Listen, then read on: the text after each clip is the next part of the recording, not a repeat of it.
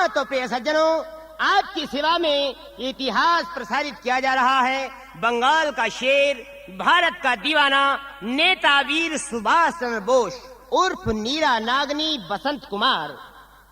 अमर cassette industries Hapur वालों के सौजन्य से ये खेल, ये इतिहास आपकी सेवा में प्रसारित किया जा रहा है, जिसके गायक कलाकार हैं ओम प्रकाश सिंह, नजीबाबाद बिजनौर निवासी। ढोलक पर संगति कर रहे हैं मास्टर लाल सिंह जी और चिमटे पर साथ निभा रहे हैं मास्टर संजय सिंह जी, नजीबाबाद बिजनौर निवासी। तो सुने भाई ये इतिहास।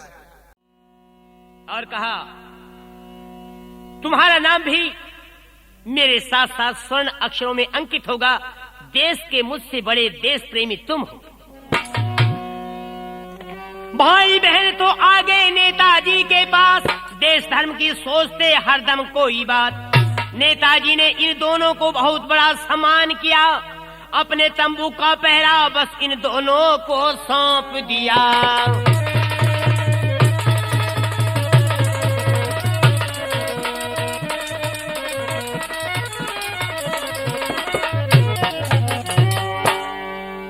आधी रात का समय एक दिन भाई नीरा नागनी पहरे पर और कंधे पर बंदूक लिए, हाँ जी देश धर्म के लहरे पर।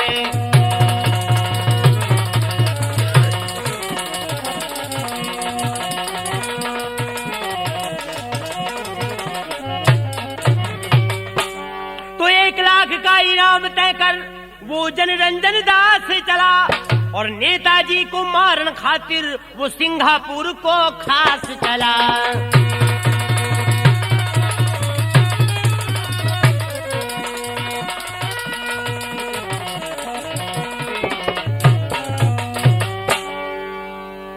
लाइट बैटरी की मारी, देखा एक देवी वहां खड़ी और बड़ी गौर से लगा देखने, तो नीरा नागिनी नजर पड़ी।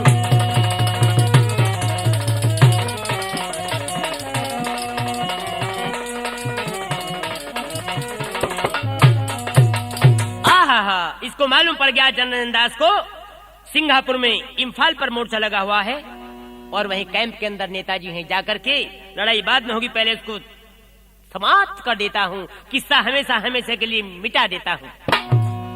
रात्रि में टॉर्च जो लगाई, बैटरी की रोशनी जो की, देखा तो एक औरत खड़ी है। औरत को गौर से देखा तो औरत भी कौन, अपनी प्रिय पत्नी नीरा नागनी खड़ी।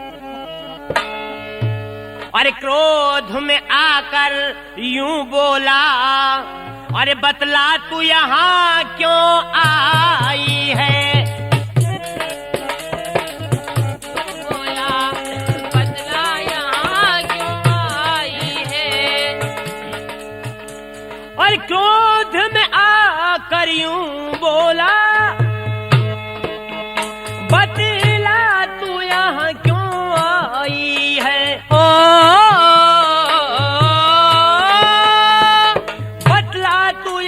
क्यों आई है, खानदान और मेरी क्यों तेजड़ से नाक कटाई है।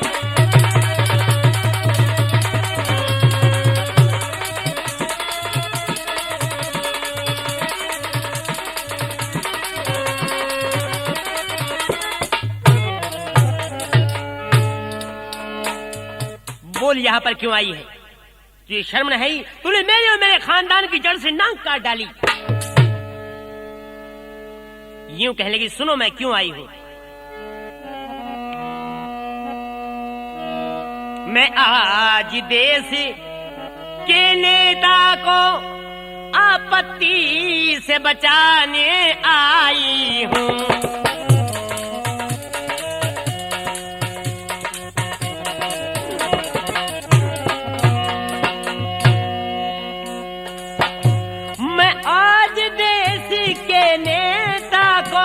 आपत्ति से बचाने आई हूँ।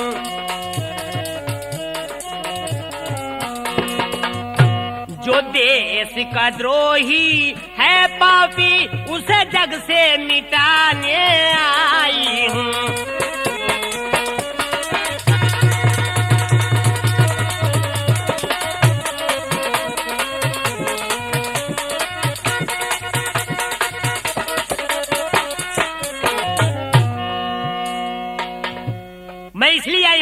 जीवन साथी, जो देश का द्रोही है उसे मिटाऊंगी, जो देश का प्रेमी है उसे बचाऊंगी।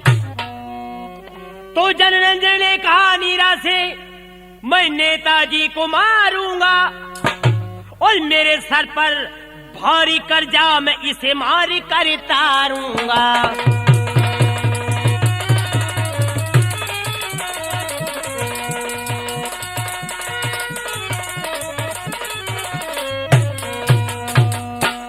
मेरे सर पर बहुत बड़ा भारी कर्ज है, मैंने तो न जाने कितने समय से उधार खा रखा है। 1 लाख रुपए का पुरस्कार पाऊंगा अगर मैंने नेताजी को जिंदा मुर्दा हवाले किया। सरकार, लड़की कहने लगी, मेरी बात को मानो तो अब भी इस बात को यहीं पर विराम दे दो अपनी वाणी को। नहीं मानूंगा, नहीं नहीं नहीं।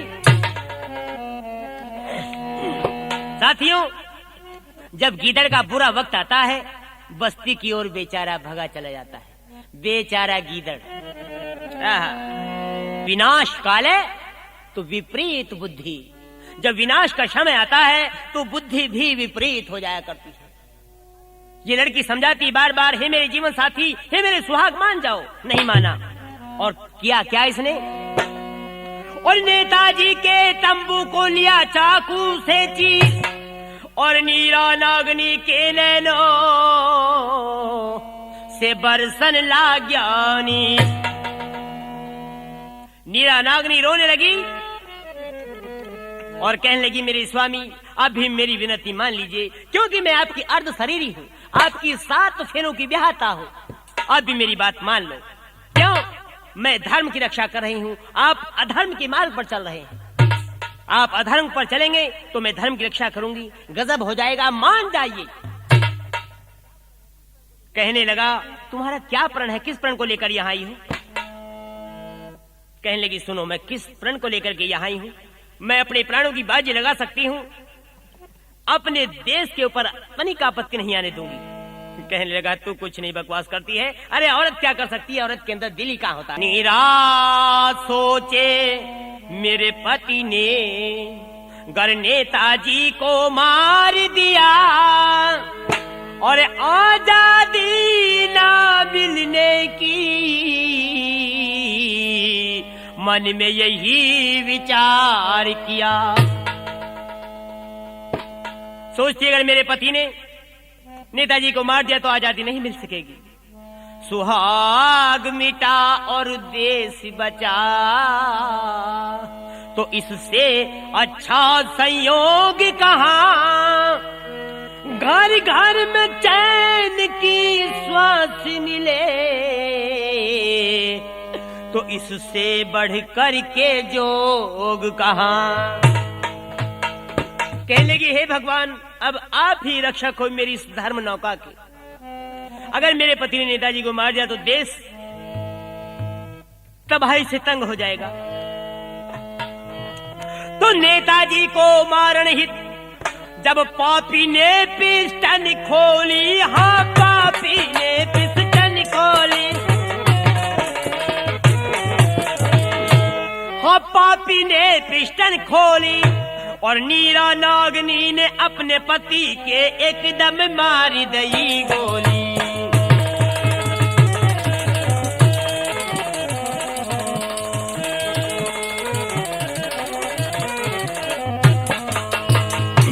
आहा, अपने पति को इस देवी ने, इस वीरांगना ने, सत्यवती ने तुरंत गोली मार डाली। जैसे ही जनरंजन दास नेताजी के कैंप को चाकू से चीरकर गोली का निशाना बनाना चाहता था और बोलता था 1 2 3 कहने से पहले लड़की ने अपने सुहाग को अपने हाथों से मिट डाला।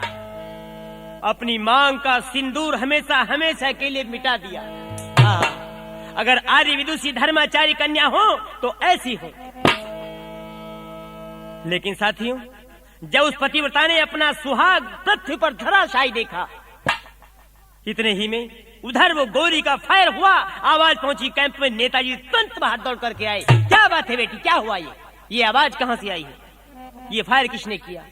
मत पूछो, मत पूछो, कुछ नहीं कहा जाता और बिन कहे रहा भी नहीं जाता। ऐसी क्या बात है बेटी? किसकी लाश है? किसने चलाई गोली? ये गोली मैंने चलाई और ये मुझ अभागिन के पति की लाश है। क्या कहा तुम्हारे पति? बावली तूने ऐसा क्यों किया? ये आपको मार डालना चाहते थे।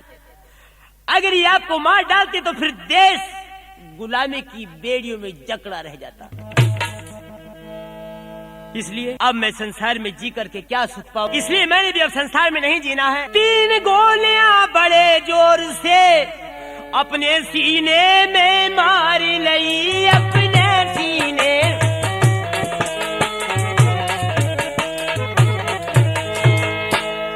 हाँ, अपने सीने में मार लई। कर्तव्य किया और फर्ज किया, भाई पूरा ये सुनो जी विचारी लई।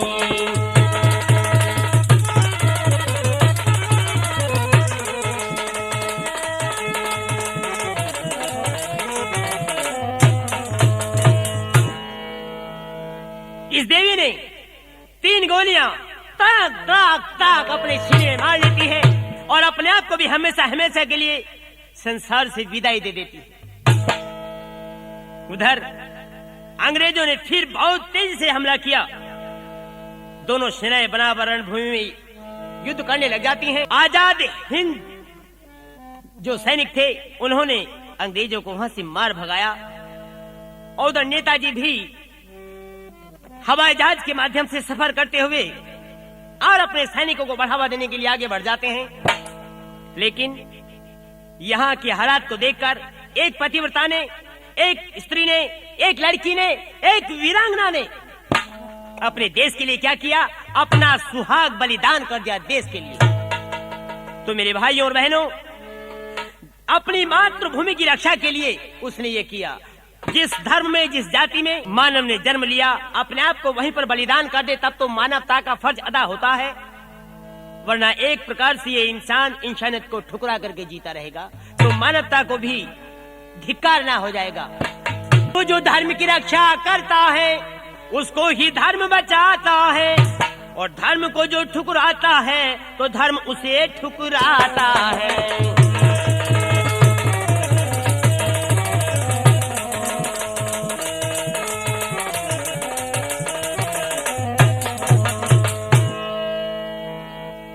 तो साथियों,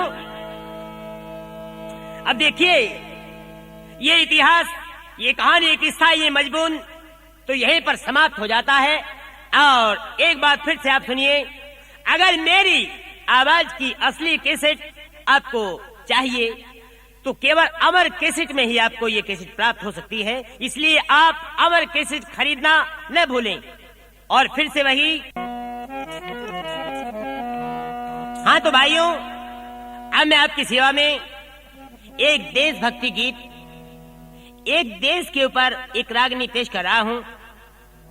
इस रागनी के माध्यम से आप जानकारी प्राप्त करेंगे किन किन व्यक्तियों के मर जाने से देश को लाभ होता है और किन किन व्यक्तियों के मर जाने से देश को हानि होती है।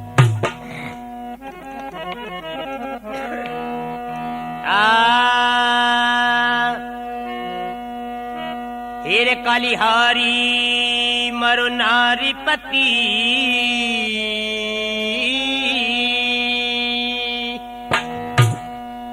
भाई कालिहारी मरो नारी पति जो बिना कमाए खावे, ऐसा मरो सरपंच फैसला जो रिश्वत खाए चुकावे।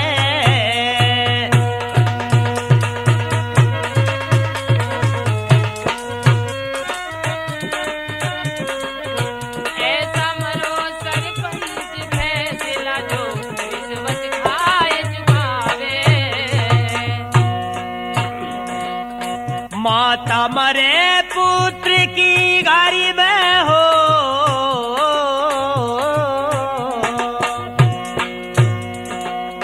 माता मरे पुत्र की गारी में चोरी छुपाने वाली, पिता मरे विद्या ना पढ़ावे और घुमावे ठाली। पिता मरे विद्या ना पढ़ावे और घुमावे ठाली। लड़का मरे माँ बापों ने मारे, मुंह पे देवे गाली। लड़की मरे जो कुल को लजा दे, गोरी हो या काली। लड़की मरे जो कुल को लजा दे, गोरी हो या काली। भाई मरे जो अपने भाई को गैरों से पिटवावे, ऐसा मरो सरपंच फैसला रिश्वत खाए चुकावे।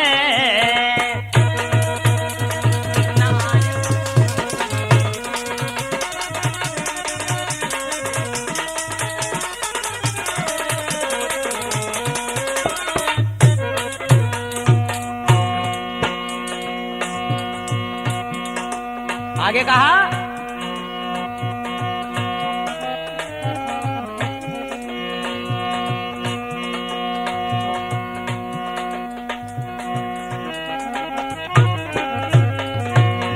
पासी बैठ कर करे बुराई, जड़ी कटनी यारी मरो, प्रजा का जो दुख न जाने, राजा वो बदकारी मरो। प्रजा का जो दुख नहीं जाने, राजा वो बदकारी मरो। वक्त पड़े पर काम न आवे, ऐसा रिश्तेदारी मरो, देख कर के रे विश्वास मुकर जा, झूठा वा साहूकारी मरो।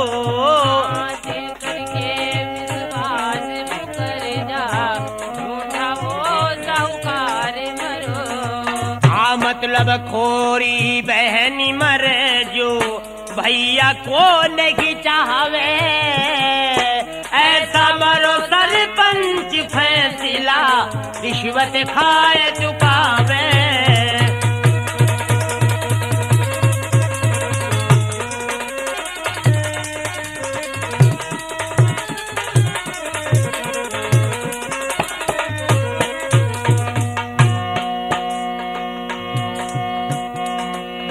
हंडा खोरी बहू मरे जो सास की करे बुराई, सासी मरे बुरा फेल सिखावे, करवावे जगत हसाई।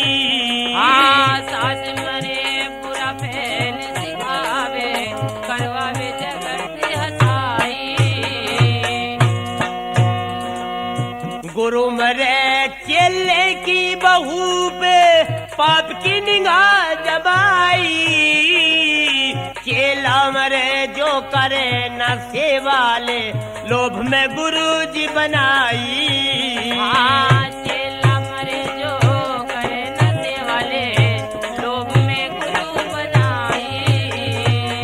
साधु मरे जो करे न साधना, दुनिया को ठग ठग के खावे, ऐसा मरो सरपंच फैसला रिश्वत खाए चुकावे।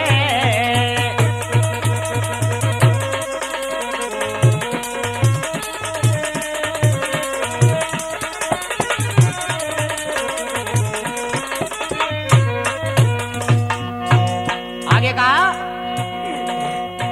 देसी का गद्दारी मरे तो खुश हो जा नरी नारी, कुछ दिन के लिए राड़िए कट जा, सुख से रहे संसारी। इन व्यक्तियों के मर जाने से देश को लाभ होता है। और यहीं पर यह कार्यक्रम समाप्त होता है। बोलो भारत माता की।